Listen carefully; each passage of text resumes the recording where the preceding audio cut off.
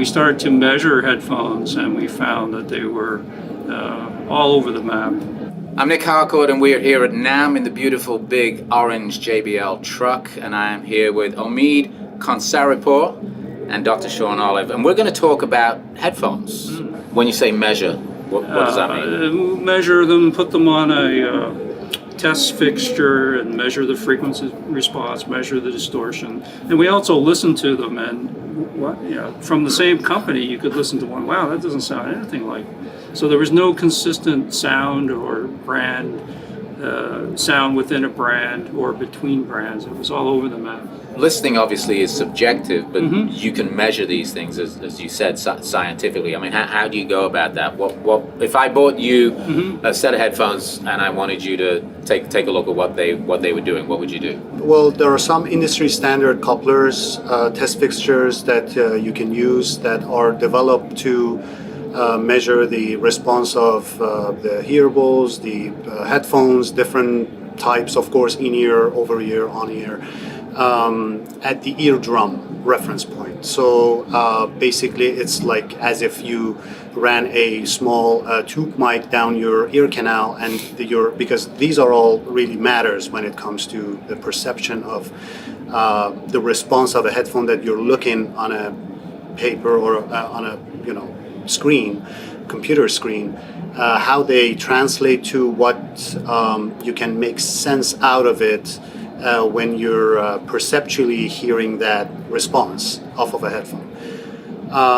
So based on that, we can develop a target that we can say, if you design 100 different shape, different size, different models of headphones to that target, then it could be mostly preferred by most of the consumers out there. Got it. So this is a scientific method that we used, getting results off of hundreds of listeners, subjects, and fortunately, because Harman is a big company, we have offices all around the world. We can travel around and test many people. We can look into different cultural preferences, gender preferences, age.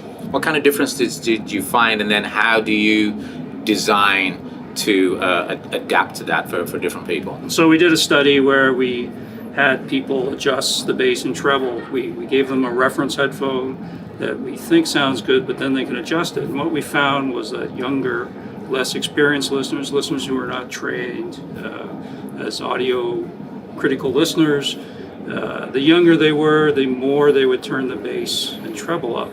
And as they got older and more critically trained as a listener, they would turn the bass down until they hit this age of around 55, and then they would turn the bass down more and start cranking the treble, and that's most likely related to the hearing loss. I was going to say, why is that? What frequency shifts are in your ears when you hit that age? So just as you age, your sensitivity to higher frequencies starts to be reduced.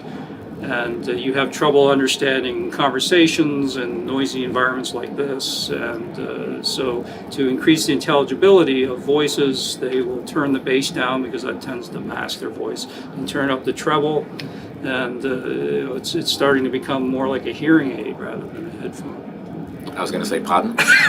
So how is that information then, how is that research used in the development of the products that you manufacture and sell? Right. So we look at the what's the demographic for this headphone, and if it's a young listener, we'll add the JBL consumer brand adds a little more bass. We sort of have this reference target, which is an average of a lot of different ages. For young people, it'll have a little extra bass. If you're buying an AKG headphone like this one, the K371, it's kind of tuned to be very neutral and accurate.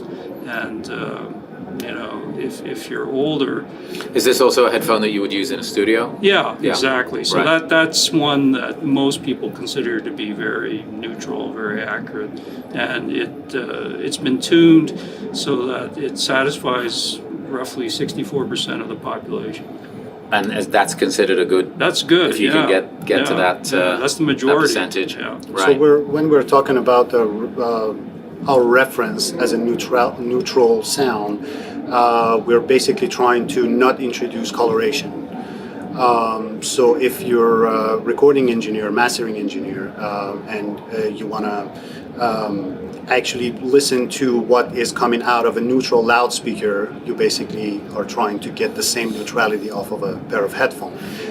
For mixing and other purposes, that we know that there is a circle of confusion that is with a microphone in a studio that is in a room basically, and then it goes to a pair of loudspeakers as a studio monitor that the mixing engineer is using to mix the content, that is also a loudspeaker with a specific response in a room that has unique characteristic, and then it is mixed based on the mixing engineer or the artist's taste, and then we're listening through another set of loudspeaker in a different room.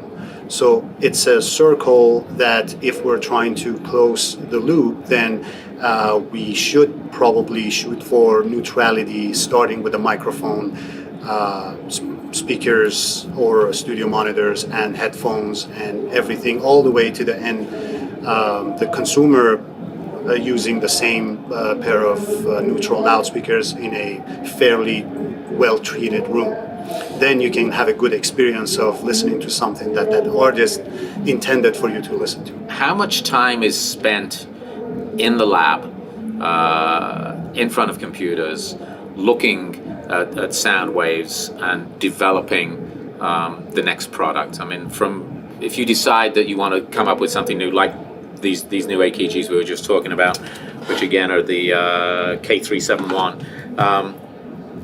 When you're looking at creating a new product, what kind of process is involved? It's a very complex process because sound quality is one thing, and then the ergonomics, the what they form look like, factor, what they feel how like, they exactly right. the How way they fit. Yep. how they fit, the clamping force, all these really matters. I mean, they all are hand in hand, and they get together to deliver a good sound quality. If you have a good sound quality that the transducer is capable of making, and all the design is good except, let's say, the cushion that doesn't give you a good seal, then you have a bass leakage. So that's gonna be a negative, downside of that design. So we try to take all that into consideration, and basically that makes an end product to be a good product. Again, our main focus is sound quality, but then it goes out and the marketing people, they decide, okay, the look of the headphone or the color, if it's this way or that way, it could, they're targeting different audience. So it's a very complex process that all different divisions are working together to make a good, successful product. Well, it's been great talking to you guys. I know that you're not actually allowed out of the basement usually, right? We got you above ground because you're busily beavering away, inventing and creating. I'm kidding, obviously, but thanks for coming and talking a little bit about headphones from then until now and tomorrow. Thank you.